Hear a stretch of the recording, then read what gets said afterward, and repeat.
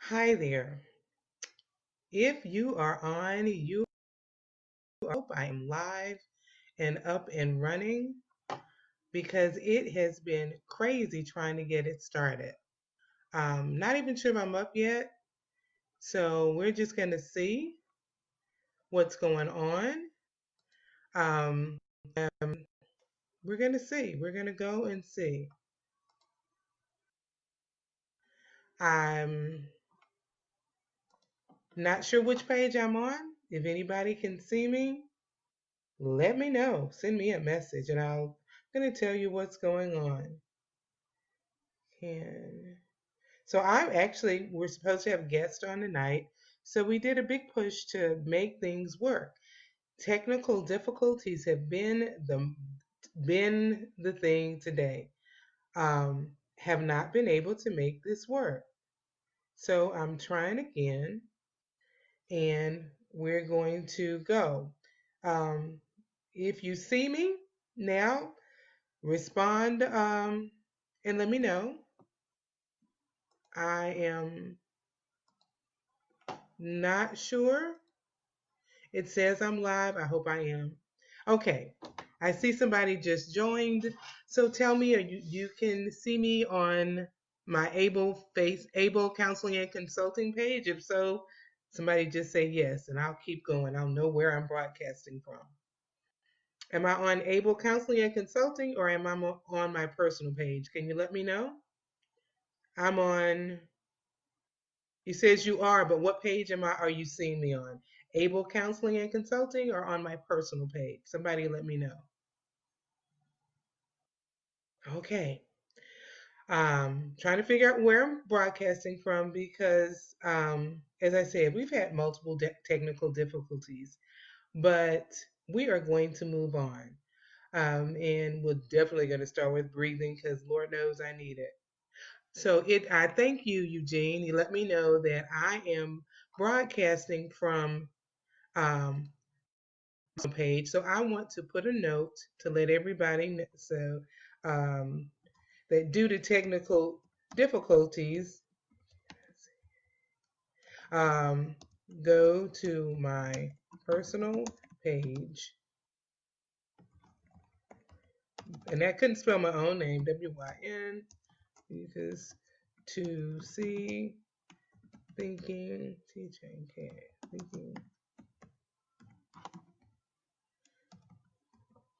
Okay. Well,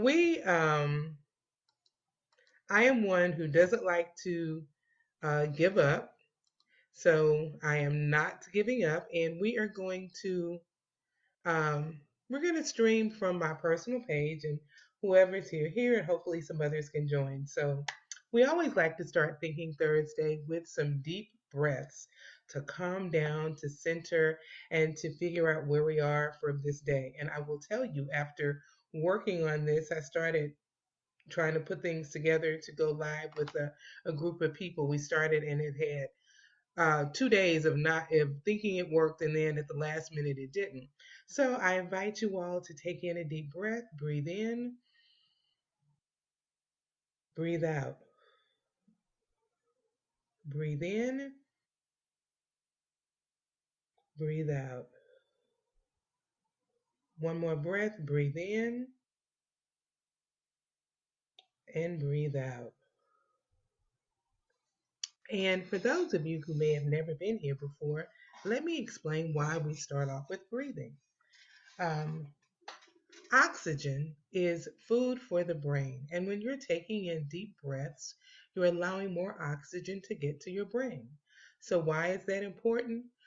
Well, it allows your brain, the entire brain, to be engaged and to be relaxed and to be able to work. You feed it that oxygen, the whole brain's involved.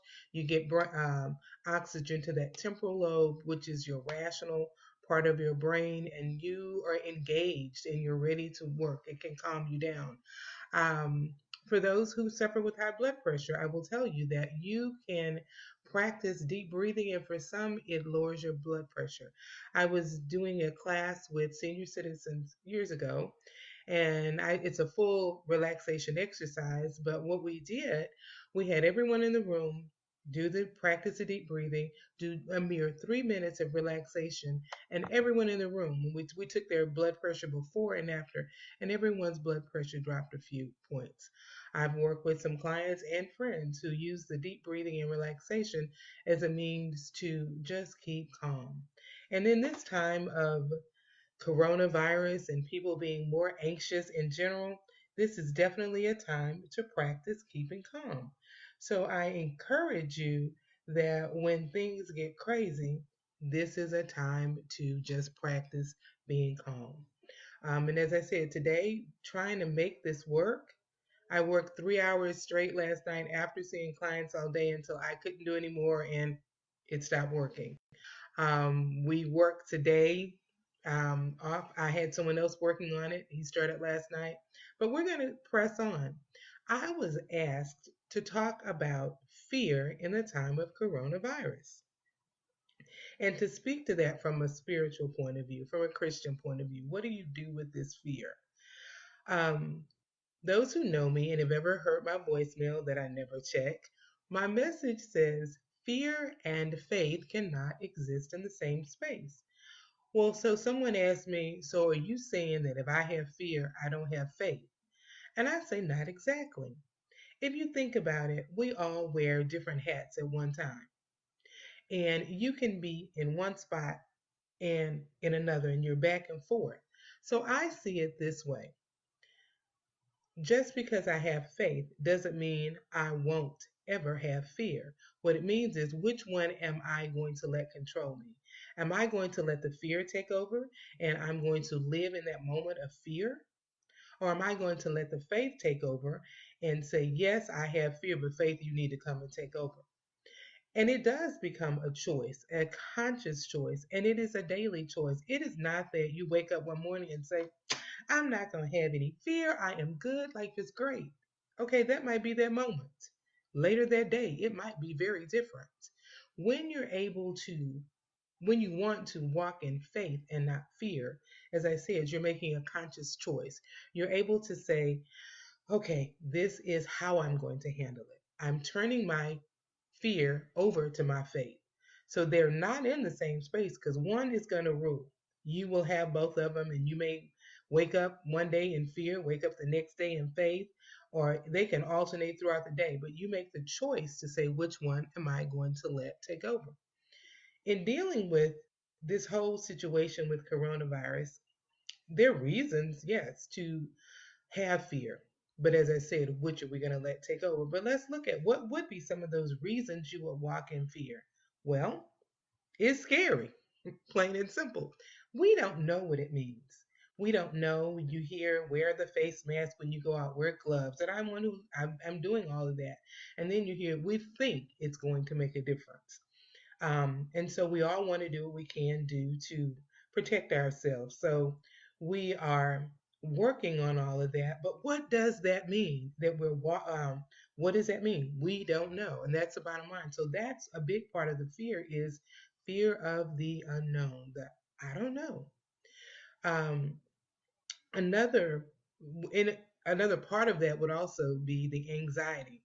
Lots of reason to have anxiety right now. Some people are at home alone and they're not seeing anybody day in and day out. And they might get on a video chat and you still can't reach out and touch. And even if you could see someone, you're not supposed to go reach out and touch. So that breeds anxiety and depression because you're left alone. And that so your fear, your anxiety, your depression, they all can take over when you begin to again practice that breathing, doing positive things to alleviate it. As I said, are you going to let the fear take over or the faith take over? So here are some practical steps to alleviating some of the fear. It is necessary to watch the news a little bit and see what's going on. You need to be aware. Have they made new shutdowns? Have new things happened? So yes, those are some things you need to do. However, you can't do it. It's on 24/7, but you don't need to watch it 24/7. We can overload ourselves with too much information, and when you get information overload, you know what happens then? You are overloaded, and then you have fed the fear and not the faith. And that fear doesn't take much to feed. Turn on 5 minutes of CNN. The fear can really be fed, and then it begins to take over. And when that fear takes over, sometimes you're not even able to let the faith come in because the fear is so strong. So back away from so much of the input, the social media input. And right now, as African Americans, we are really inundated. We realize that, oh man, we're more vulnerable. And remember, at first it was, oh, black people can't get it. Now we're hearing, oh, we're the highest population to, we're disproportionately impacted by this. Well, we are disproportionately impacted by the healthcare system, period. And it's more about race than it is about us as a people. We hear that, oh, well, it's because black people eat wrong, black people did this. Do they eat wrong in India? Do they I mean, in Italy? Do they eat wrong in China? No. For this segment, for us, this segment of the population, there's so much else going on. And next week we're going to have the technical difficulties worked out, hopefully, and we're going to do another Facebook Live with some doctors that will be talking about why you're seeing some of this, and it's dealing with the health disparities that exist.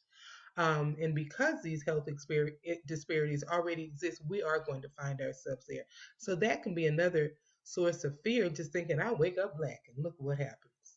Well, with or without coronavirus, you're going to wake up black, and with or without coronavirus, there are going to be disparities in our system. If you can hold on to that as a fear, it's not going to fix it. So again, space yourself from that fear. Realize that it's real. Realize that these are things that can happen, but you don't have to be bound by that particular fear. It is Our health disparities are real. And we have to use this as a time to say, I need to learn when you're stuck inside. I need to get a greater understanding of how this health disparities impact me personally, how it impacts my community. So take that fear and turn it into some positive action and learn more. Um, Another thing, we're dealing with the fear, the anxiety, and the depression. Um, we don't often think that our children may be experiencing the same fear, anxiety, and depression. And guess what? Our kids don't really have the words for it. I've worked with children throughout this time so far they're having to go to school on computer. And let's think about it from a child's point of view. You get out for spring break. Yay, I'm excited. I got my week off. Parents have plans for spring break. Parents will, some parents take their part of their vacation for spring break, so they're home with younger children. And so life is planned, and this planned break from school is meant to be a lot of fun. And some kids, I just want to chill at home spring break. I'm just going to sit home, hang out with my friends, by the time they're in high school. So you're either doing nothing because you want to, or there's super activity. And that's that planned week in your life. Now you find out you're not going back to school. That first week, oh, that's good. We get another break. But in that break, those activities that were planned for spring break, they don't carry over to the next week. Then the next week comes and you're still not going to school, and there are no activities planned, and you can't go anywhere. And now you're going to school on a computer screen. Some elementary and middle schools and high schools are everything is all Zoom, and all day you're looking at a screen, and you might have your class on there. That is challenging for kids at best to have to be on a screen all day long. And I've heard some schools are on there for like 5 hours a day. Really? You want me to sit and look at this screen for 5 hours a day and think I'm learning something? And then parents are having to be the teachers. They're not meant to be teachers. I'm meant to be a mom, not a teacher. So it's causing stress for the parents. So what are we going to do with it? Stress for the parents. I've gotten to a point where I want to tell some of my clients, okay, you know what? You know, and I know, and your child's teacher knows they can't be there for 5 hours. Give your child a break. Um, and you begin to work out what are you doing. It's producing anxiety in the children, and they don't know what to do with that anxiety. They don't even understand what that anxiety is all about. They just know, I've heard of more than one case this week where the child just says, I can't do it, I don't want to do it anymore. Why? I don't know. I don't like it. I just don't like it. I want to go to school. I've heard this across the ages. So their frustration is there, and then you're the parent, and maybe you're working from home, and you're expected to your child is expected to turn in assignments and get things done, and you can't teach them. I don't know fifth grade math. Well, you're an adult with a degree. Well, that's not how we did it back then. So you're all this anxiety is coming. So then the house becomes filled with anxiety. There's that underlying fear we talked about earlier. And now you have anxiety. And for some, it becomes depressing. Just being in the unknown becomes depressing. So, what are we going to do with all these fears?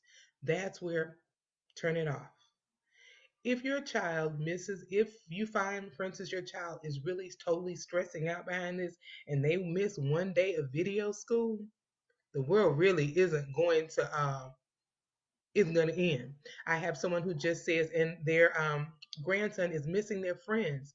And we think about children and teens being tech savvy. They Snapchat, they Instagram, and they're used to being on social media, but they're also used to going to school and seeing people. It was said that they'll adjust real quick because they do everything on social media, but they still have person to person contact. And when you can't see your kids, and younger kids like to go out and play, when you take that go out and play away from them, that produces anxiety because I really don't know why. You can tell me there's some virus going around, some coronavirus, and I can't even go out and play. I can't go to school. And we can only explain it to a certain degree because we only have limited understanding of what's going on. So how do we do it? Let's go back to because I'm looking at the time. Um, and well, we started a little late, but I'm going to go on a little more because I've talked about how some of the feelings that are there. So what do? We initially started talking about the fear and the faith. As I said, you can have fear and have faith. When I say they don't exist in the same space, I mean you choose which space you want to live in. Do you want to stay in that fear or do you want to stay in your faith? So when your fear, your anxiety, and your depression overtake your faith, you step back. That step back might mean I can't watch another news broadcast. I can't even talk to people about it because if I talk to it, I'm feeding my fear. If I talk about it, I'm feeding my anxiety. Take a break. If your children need a break, take a break. Take a break and do something fun. We are still able at this point to go outside for a walk. I've heard of families who are doing, family walks and they're just going, but do something out of the ordinary. And I talked in a previous broadcast about find just some fun stuff to do. Play card games, play board games, do puzzles, do word searches, and have races to see who can finish first. Just find something to do that is fun for your family. You know your family, your child. If you don't have children, if you are a husband and wife at home, you might get tired of looking at each other. Some people are learning to distance in the house to because I've got a little too much of you right now. Or houses, some people can't social distance because maybe you brought all your kids home, all your kids from college, and you got 5, 6, 10, 12 people in your house. Find things to do though so that you draw closer together instead of farther apart. It is logical. If you're getting on each other's nerves, you're okay. You're good. Being that close for that long will make anybody get on anybody's nerves, no matter how much you love them. So find that balance between being together and being apart, but being able to be supportive. Look for each other and see who might be anxious, who might be feeling that fear, that anxiety, and that depression. Who in your household make that? Who is it taking over? Um, Someone said play hide and seek in the house with the kids or with the grown-ups to find something, just be able to have fun. But when you find the fear, the anxiety, and the depression taking over, um, is to just let go. If you find yourself sleeping too much, maybe that's depression. I'll read the ideas as they come out. Another one is to have kids, and I've talked about this in another one. Have kids make Zoom calls with their friends so they can at least see them. Someone earlier was saying their grandson is missing their friends. Zoom, there's the free Zoom. So Your grandson could send the link out and they could all get together and Zoom each other and talk. You can Zoom with your friends who you just haven't seen because I miss your face. You can Zoom with them. So there are some positives out of that. I'm trying to wind it down.